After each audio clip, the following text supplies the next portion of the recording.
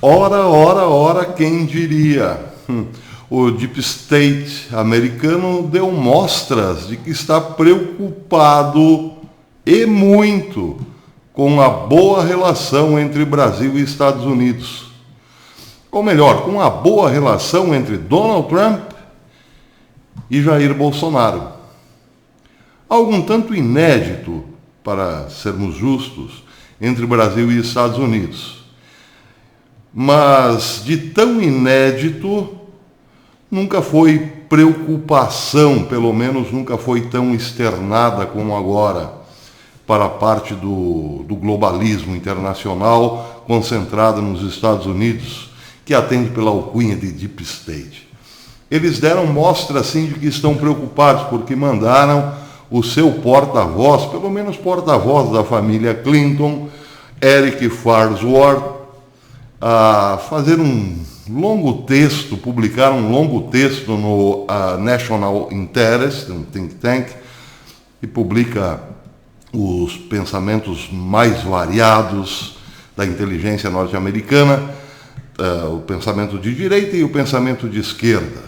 Pois bem, nesse longo texto, Eric Farnsworth coloca areia, ou melhor, coloca água dentro do barquinho da boa relação entre Estados Unidos e Brasil. É aquela história, quem desdenha quer comprar. Quem não ouviu esse ditado? Desdenhar é baixar o preço do produto, apontar 1001 defeitos e problemas, para que daí, depois que o preço baixe bastante, o sujeito vai lá e compra aquilo que ele desejava. Na política é quase a mesma coisa. Desdenhar, nesse caso, é puro medo. Desdenhar tem mais o sentido de desdém mesmo do que outra coisa. Os globalistas não querem que a boa relação entre Brasil e Estados Unidos dê certo. Bem, no longo artigo de Eric Farnsworth, no think tank no National Interest de ontem, ele faz um balanço de como as coisas mudaram, como já foram as relações entre Estados Unidos e Brasil e como mudaram desde que Trump e Bolsonaro passaram a conversar. Ele diz, entre outras coisas, que esses acordos, novos acordos entre Brasil e Estados Unidos, têm um limite, como, por exemplo, terão que passar pela aprovação do Congresso, que esse ano não está interessado em aprovar nada que não seja absolutamente voltado para as eleições, que tenha uma relação direta com as eleições de novembro. Portanto, a relação entre Brasil e Estados Unidos ou a questão da Venezuela, tudo isso será empurrado com a barriga para o ano que vem. Portanto, nem brasileiros nem americanos devem se preocupar muito ou ter muitas expectativas no momento com esses bons encontros entre Bolsonaro e Trump, principalmente referindo-se ao encontro em Mar-a-Lago no dia 7 desse mês. Bem, pelas tantas, o globalista Eric Farnsworth diz que o Brasil nunca teve uma boa relação com os Estados Unidos. E isso, no momento, conta muito, porque os Estados Unidos têm motivo de sobra para olhar para o Brasil com uma certa desconfiança. Nesse ponto, ele tem razão. Ele diz, por exemplo, que, em termos práticos, a relação entre Brasil e Estados Unidos significa que, especialmente sob a governança do Partido dos Trabalhadores, o Brasil às vezes trabalhava ativamente contra os interesses dos Estados Unidos na região. Às vezes é bondade sua, cara pálida. O Brasil às vezes trabalhava ativamente contra os interesses dos Estados Unidos na região, particularmente em seu apoio ao regime de Castro em Cuba e na ativação do regime de Chávez Maduro na Venezuela, entre outros. Também significou o colapso da área de livre comércio das Américas projetada pelo Brasil há 15 anos atrás para não ter que operar em um contexto econômico e comercial dominado pelos Estados Unidos. Um desastre para os Estados Unidos, no caso. A economia do Brasil está relativamente fechada. Relativamente também é bondade sua, cara pálida. A economia do Brasil está relativamente fechada e as relações comerciais e econômicas bilaterais vêm sendo andando com passo de tartaruga há anos, há décadas. A ascensão da China neste século tornou-a o principal parceiro comercial do Brasil, e o alinhamento do Brasil com o BRICS, dominado pela China, proporcionaram liberdade adicional, ou melhor, liberdade de ação econômica adicional ao Brasil, enquanto os líderes brasileiros trabalhavam para controlar os Estados Unidos. Perfeito! Nesse ponto, Eric Farnsworth, o globalista porta-voz dos Clintons, foi corretíssimo, foi perfeito. O Brasil nunca se interessou por aquele que poderia ter sido seu principal parceiro. O Brasil fez o oposto de Israel. Na fundação do Estado moderno de Israel, fez-se, em primeiro lugar, uma aliança, Israel e Estados Unidos, para que as coisas dessem certo. Aqui, os nossos maravilhosos militares sempre fizeram carinha de nojo para os Estados Unidos. Ao invés, por exemplo, de trazermos indústrias americanas para cá, trouxemos indústrias alemãs. Vejam o caso da hidrelétrica de Itaipu, quase toda ela feita com tecnologia alemã. O caso de Angra, idem. As nossas estradas estreitinhas para caminhões alemães, os mercedinhos. Ao invés de fazermos rodovias largas para comportar os gigantes Peterbilt americanos, por exemplo, por que não? Não. Americano é imperialista, não fica bem. E os americanos, por sua vez, também nunca tiveram muito interesse no Brasil. Essa é que é a verdade. Só que com a chegada dos comunistas no poder, porque os militares abriram as portas para os comunistas, passaram o bastão para os comunistas, e até que finalmente chegou o Fernando Henrique Cardoso, o pai de todos os comunistas brasileiros, e aí sim, as relações que eram pífias tornaram-se exíguas, nenhuma praticamente. Fernando Henrique começou a era da globalização no Brasil, e depois, ao passar o bastão para Lula, começou a era da cubanização brasileira. E foi-se por água abaixo qualquer boa relação que pudéssemos ter. Agora, neste momento, começou algo um pouco diferente com Bolsonaro, tentar recuperar o terreno perdido. É difícil? Mas é claro que é difícil. Não é impossível, contudo. Tanto não é impossível que os globalistas americanos já estão preocupados, porque vejam, agora vem a parte que realmente nos interessa aqui no texto de Eric Farnsworth. Ele diz o seguinte: no contexto histórico, a nova visão de Bolsonaro para as relações bilaterais é revolucionária. Em Mar-a-Lago, ele e seus altos funcionários deixaram claro que seu desejo de... Calma, fiquem calmos, não é nada. Seu desejo de melhorar as relações políticas e econômicas com os Estados Unidos.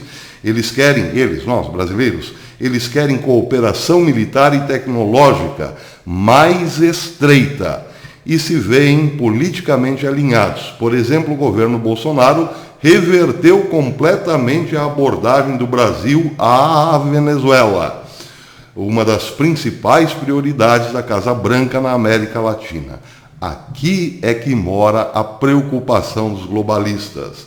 Mas, como bons agoradores que são,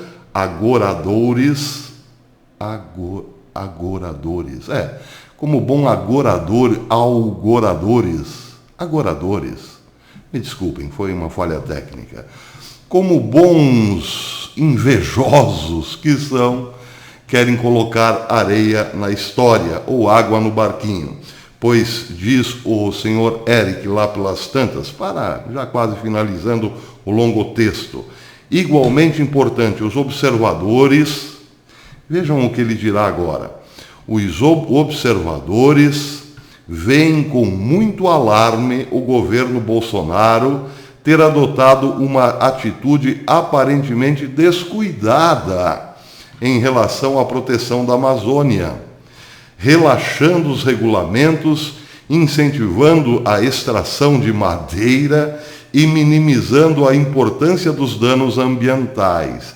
Ele está dizendo isso aqui pelo seguinte, porque embora Donald Trump e Bolsonaro tenham boas relações, embora as coisas começaram a mudar, tudo isso tem um grande limite, não só em relação ao Congresso, porque tudo, no final das contas, terá que passar pelo Congresso americano, mas também porque o Brasil não é muito bem visto nem mesmo por Donald Trump.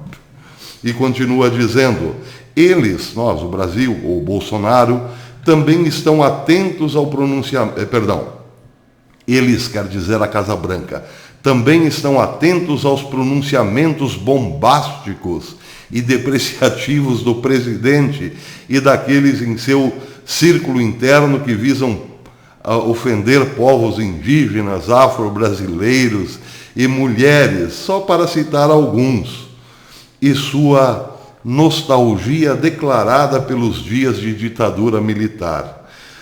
Tendo acabado de voltar para o Brasil de Mar-a-Lago com vários membros do grupo que posteriormente, vejam o que ele dirá agora, que posteriormente foram dados como positivos em relação ao Coroa, Bolsonaro ergueu as sobrancelhas ainda mais, incentivando e participando de uma manifestação pró-governo em Brasília em 15 de março, como se isso fosse a causa de todos os problemas da humanidade relacionados com o Coroa. E, de fato, o presidente, ele próprio já teve que passar por 2 testes do Coroa. Por aqui dá para ver bem que aquela grande retrospectiva da relação brasileira, a sua análise ponderada de por que Brasil e Estados Unidos nunca tiveram lá grande afinidade, tudo isso para desembocar aqui. Eles estão dizendo que até Trump está escandalizado com os discursos de Bolsonaro, com os discursos explosivos de Bolsonaro. Pois é. Isso, claro, é para passar à opinião pública democrata uma falsa ideia de quem é o nosso presidente e de quem é o Brasil.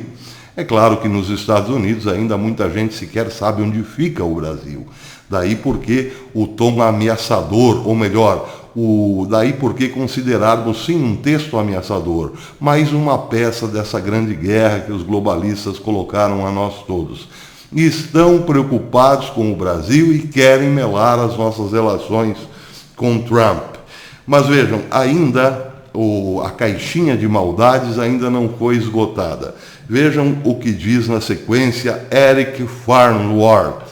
Ele diz, certo ou errado, o comércio é frequentemente visto como um dos meios de promover os valores americanos, além de reduzir as barreiras ao fluxo de bens e serviços. Nas circunstâncias atuais, é improvável que um Congresso controlado pelos democratas apoie um acordo comercial bilateral com um Brasil liderado por Bolsonaro, etc, etc.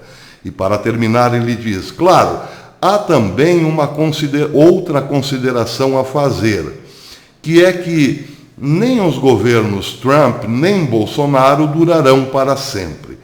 Quando ambos cederem a seus respectivos sucessores, em que condições deixarão o relacionamento entre as duas maiores democracias estrategicamente importantes do hemisfério ocidental? Será um relacionamento forte e vibrante, construído sobre valores compartilhados e interesses comuns, ou um aparelhamento transitório mantido atualmente pela política do momento?